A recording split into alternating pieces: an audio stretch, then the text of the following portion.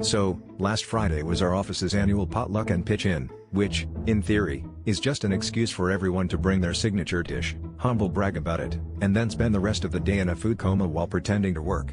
This year, my coworker Greg announced he'd be bringing the best homebrewed coffee of your life. Greg's coffee is kind of legendary around here, mostly because if you ask him about it, he'll launch into a 10-minute monologue about the subtle art of bloom and extraction while you slowly back away with your mug. So, yeah, expectations were high. Fast forward to lunchtime and Greg's standing proudly next to the coffee pot, grinning like he's about to unveil the cure for Monday mornings. I poured myself a cup, noticing it was a little cloudier than usual. Maybe it was just the office lighting. But then the smell hit me. Instead of that comforting roast, there was a definite undertone of Sunday dinner. I took a sip, and immediately my taste buds started arguing with my brain. Was that umami? I glanced around and noticed everyone else making the same confused faces, like we'd all been collectively gaslit by a cup of joe. Greg, meanwhile, was beaming, totally oblivious. So? What do you guys think? Rich, right?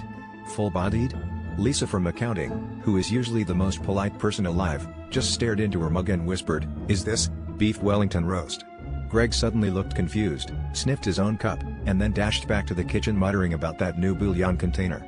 Turns out, Greg had mistaken a big tub of beef broth concentrate for his usual filtered water, and brewed an entire pot with it. The coffee machine, which is usually used to caffeine, was now experiencing its first existential crisis. By the time the office manager walked in, half of us were dipping bread rolls in our mugs and the rest were debating adding carrots. Greg apologized, but honestly, I think he's onto something. Who needs Starbucks when you can get a Vendi Beefacino?